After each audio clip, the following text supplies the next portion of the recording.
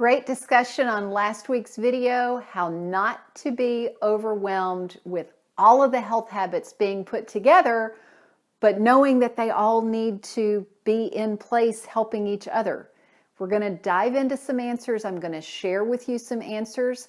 And I also want to share with you a resource. I'll get into it a little bit more at the end to make sure you know I have something for you that will help you dive deeper with this and solve this overwhelm, solve this confusion specifically in your life for your unique situation. But first, let's dive into some answers.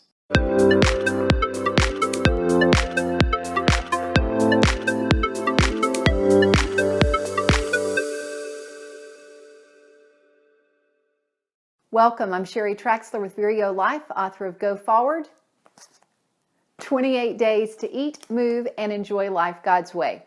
I want to bring up 3 of the topics that come up with how do I put all of this together and how does it work together in a way that I don't get overwhelmed and that everything helps everything else, but I don't have to do it all at once, because that's one of the keys for this is knowing, and I talk about this in some of the healthy habits videos as well, of I don't want to do one silo of a healthy habit, but if I just try to do them all at once, it gets overwhelming. Well, the good news is you can layer.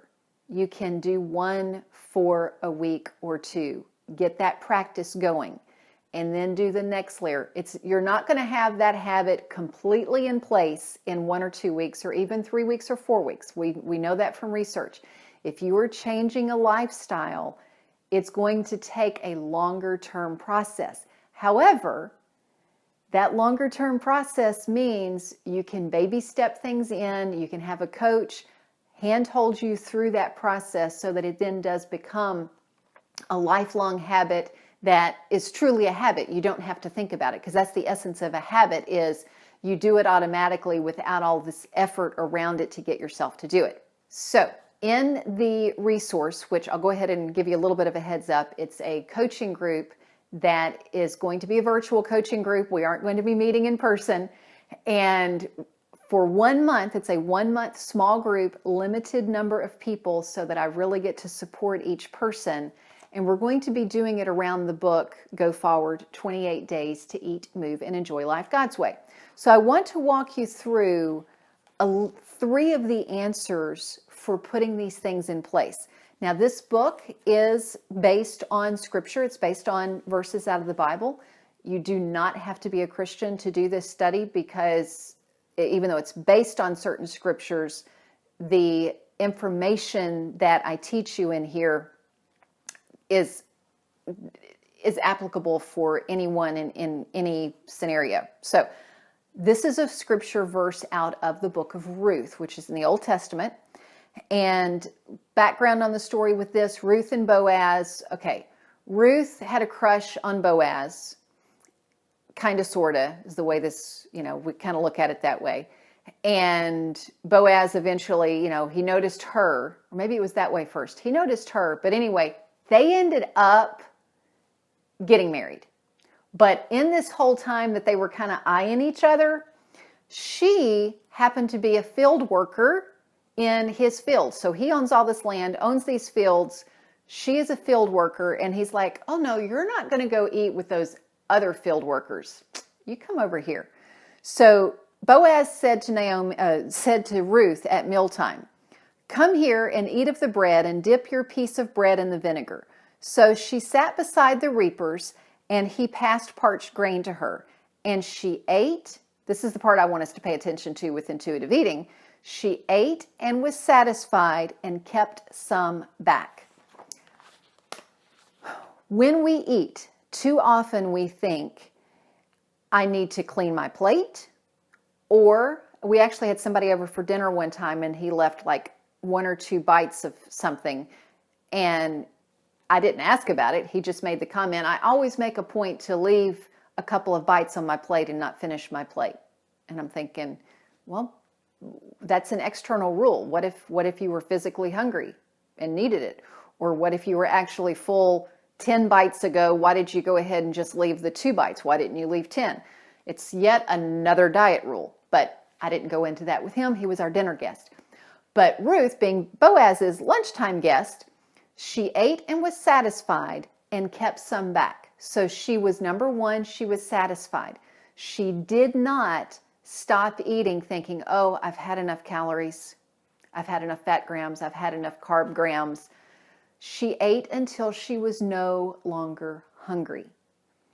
And she kept some back, which means she didn't have this food still on her plate going, I better go ahead and eat this because I don't know when I'm going to let myself have that again. Or I better go ahead and eat this because, I don't want them to be offended that I've not cleaned my plate. Or there are, 1,000 other reasons that we would clean our plate or not clean our plate on this external rule. She listened to her body. She ate and was satisfied and kept some back. So my challenge to you is, next time that you eat, tune in and ask yourself, give yourself this challenge. Am I still physically hungry? And if so, whether I have finished my plate or not, I'm going to keep eating. If I'm not physically hungry, even if I've still got half the plate left, it can go in the fridge and I can get it back out next time that I'm physically hungry. So that's my first challenge to you, and you can go ahead and start that today. Second is, you all, this comes up so many times when I am coaching one-on-one or coaching in a group, that people feel as though taking care of themselves, taking time and effort and energy and money to take care of themselves is somehow selfish. They will give to their family, they'll take care of their pet, they'll take care of their neighbor, but taking the time for themselves they feel is selfish. And if you have heard this scripture, you may have heard it out of context before. So let's jump into this one. This is Philippians 2, verses 3 through 4. This is a letter that the Apostle Paul wrote to the church in Philippi. And in it he says, do nothing from selfishness or empty conceit, but with humility of mind regard one another as more important than yourselves. People often stop there. And they go, you're more important than me. I'm not important. I'm a worm. I just need to make sure you're taken care of. Keep reading the rest of the passage, people. I'm sorry, I got a little intense about this. Do not merely look out for your own personal interest. Wow, see, isn't that saying, no, keep reading.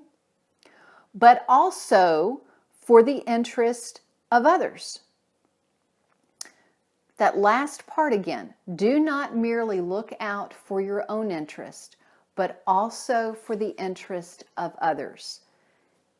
Listen to the wording of that. That is presupposing, the word merely, it's presupposing you are looking out for your own interest. If I said, I went to the beach last year and it was both hot and humid. That just came off the top of my head. I don't have to go to the beach to get hot and humid. I live in Tennessee in the summers. If I said that it was not merely hot, but also humid, it means it was both and. You were supposed to look out both for your own interest and for the interest of others. A win-win. So if you are someone who is feeling false guilt about taking the time, the energy, or the money, the resources to take care of you, let this set you free. It should be a win-win. It should be, how can I help me and others? My challenge to you on this is get out a sheet of paper and honestly ask yourself, where am I out of balance? Is there somewhere I am truly being selfish and I am looking out only for me and don't give two hoots about anybody else? Or the flip of that, is there false guilt where I'm taking care of other people and not looking out for my own interest as well? Third is 3 John 2. Beloved, I wish above all things that you may prosper and be in health. Another version said, Beloved, I pray that in all respects you may prosper and be in good health, just as your soul prospers. What does it mean to be in good health?